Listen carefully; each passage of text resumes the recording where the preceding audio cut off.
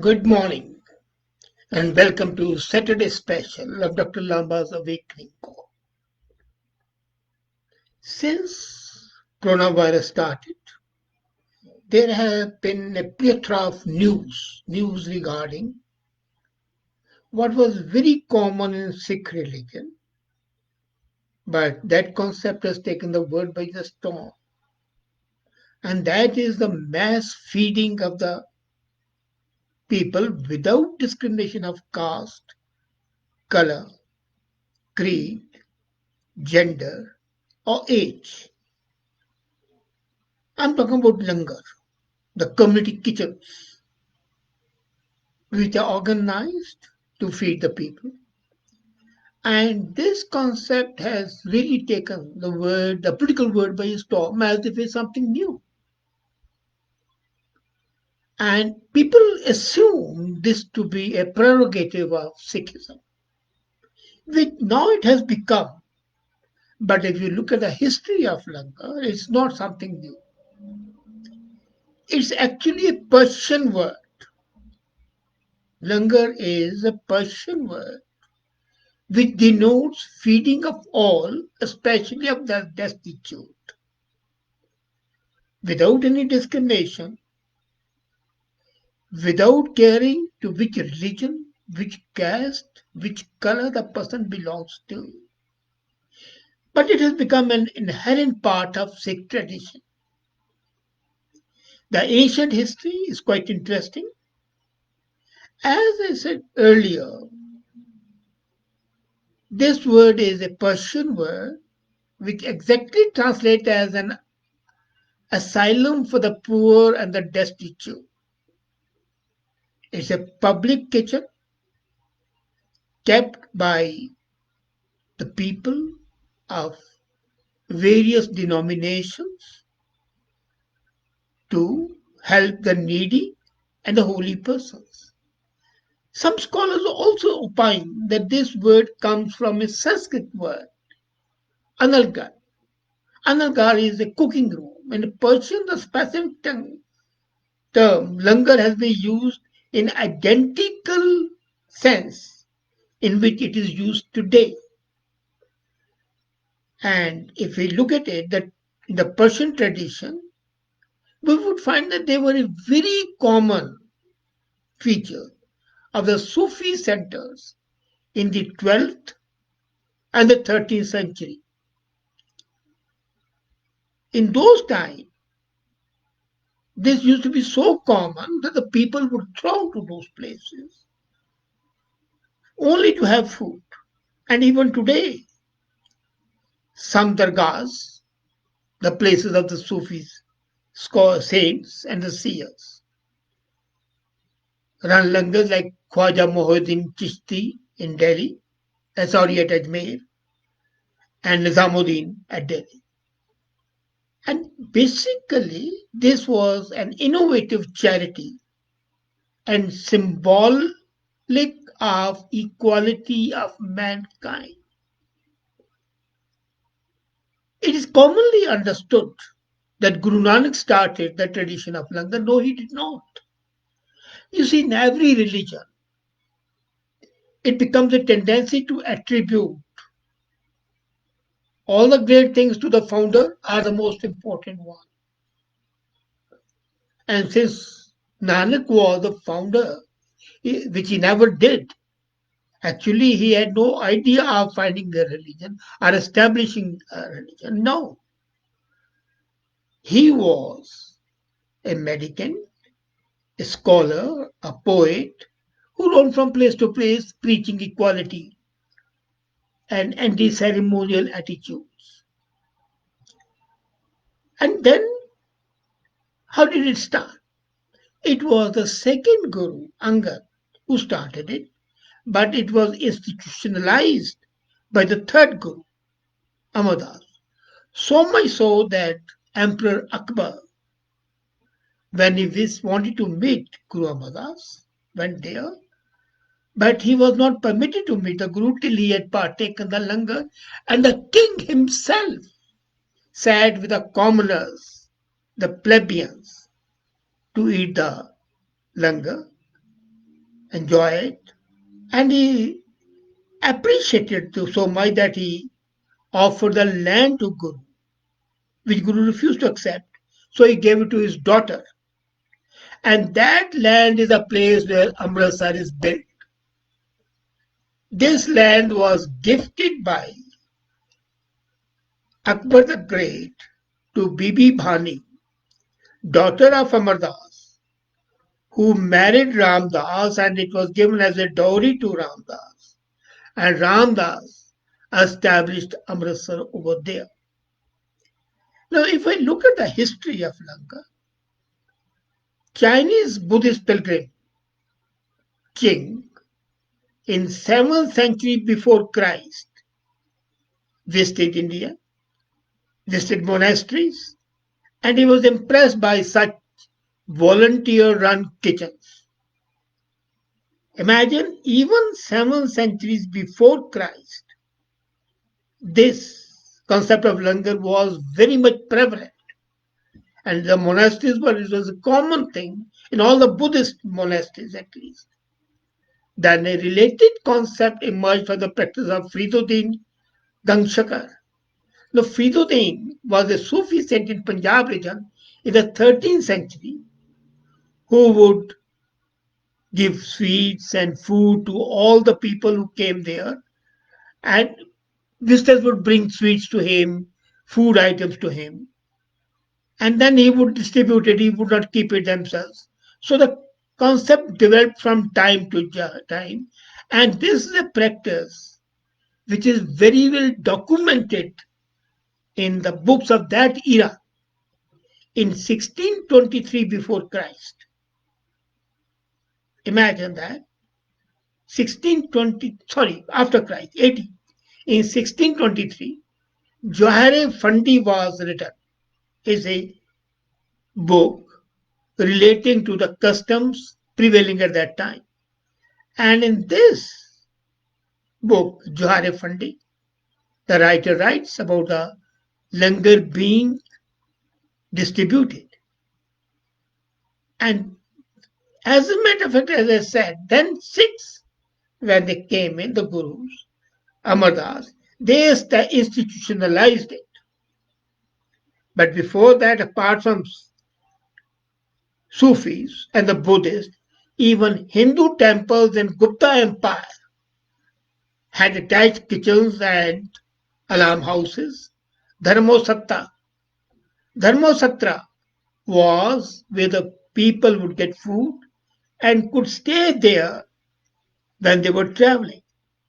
And this is evidence in the ethical evidence in some cases referred to as Satram, Anasya Satram, Choltri, or Chatram. There are various names given to it. Now, coming to this, the contemporary practice. The contemporary practice is that the people go to that, and it's a volunteer work. Most important part is volunteer. People go cook food. And honestly, the people who eat there and who volunteer there, they do it without any expectation. They do it for the love. And that is why people donate money, people donate good, people donate time, effort, and people eat there in a community without any discrimination. But one thing more is there. Langar is supposed to be vegetarian meal. And secondly, not only can anybody eat in Langar without any discrimination, but you can also volunteer in Langar whether you are a Sikh or not. So that's a difference. And Gurdwaras all over the world now, attract homeless population. And the volunteers feed them without discrimination, along with the devotees who belong to go to the temples. As a matter of fact, what is Langar based on? Langar is based on the concept of service, seva, without doing job, giving to the people without any expectation of any reward, any name, or any fame. I've seen ladies from the highly well placed, highly educated, wealthy families go there, cook food, and even clean utensils. And this is what they call Nishkam Seva, selfless service. This very concept, selfless service, is a paramount belief in Shia Islamism, where service to the others with a heart full of joy denotes only one thing, that is a love of humanity. Ismailis donate their time and knowledge and money wherever it's needed, and they call it Nazrana. Gita also encourages giving it, and it's closely linked. But the main concept, service before self, is a powerful tool for the people to connect, and it's a connection. The most important thing in the Langars was that those ceremonies, those customs which were dividing the society were held in abeyance. As I told you about the story of Akbar the Great, even the emperor had to sit at the same level, partake the same food. And now what is happening is, because millions of people are being fed, especially in places like Amritsar, they have mechanized the langars. The roti making machines, the machines making the bread, are there. And that negates the concept of langar, because langar essentially is service by yourself. What they say is it has to be done personally, not to a machine. The protagonists of this so called modernization and say that more people can be fed. No. As a matter of fact, there was a time when only few hundreds would go, then thousands, then hundreds and thousands. But the numbers of the volunteers also increased. That's the beauty in it. So if these machines are not there, more people will come to volunteer, and that will be the real thing, because when the people volunteer there, what is selfless service without any expectation. And imagine, just imagine, it may not be in this part of the world, but in South Asia, the servant and the master, there's a huge gap in them. And there have been instances when the master of the house and the mistress of the house are cooking food, are cleaning the utensils, and the servants may be eating and enjoying the food. And not only that, the food is served by the masters, by the bosses, and the employees and the servants are eating it, and then those people are picking up the dirty utensils and going and cleaning it. Now imagine the roles are reversed absolutely. And that shows the connectivity, the human connectivity, which is extremely important. But Langar would lose all sanctity the way things are going now. A. The mechanization, as I said, strikes at the root of volunteerism, strikes at the root of equality. If you are not doing a job, then you are not indulging in Nishkam Seva, the selfless service. You are in fact giving a service only for the sake of money. You give them money, and machines cook it and serve it, and then you put it in the dishwasher and clean the utensils. That concept of seva is gone. Secondly, I have seen a curious thing, that lot of now langars are asking for donations from the people. People used to donate, they have always donated, but these open advertisements which are appearing, I happen to look at a couple of websites, a couple of, NDTV especially, and every day there's a request for donations. They call it Dil Se Seva, service from the heart, donate. No, asking for donation negates the very concept of langar because it is to be of your own volition. So something times I feel that the real sense and the real sanctity of this institution is giving way to desire for fame, desire for a return, tangible or intangible, thereby negating the concept itself. By itself is a great concept. Nobody goes hungry. The poorest the poor can have a meal. And you volunteer, and volunteering is one of the best things for maintaining mental health.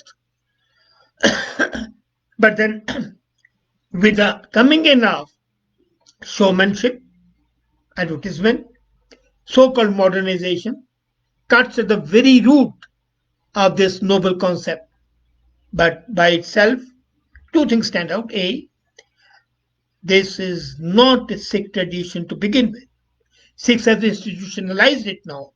That's great, and it's a welcome sign. But it's not by itself an exclusive Sikh tradition. It is there from the 6th century BC. Secondly,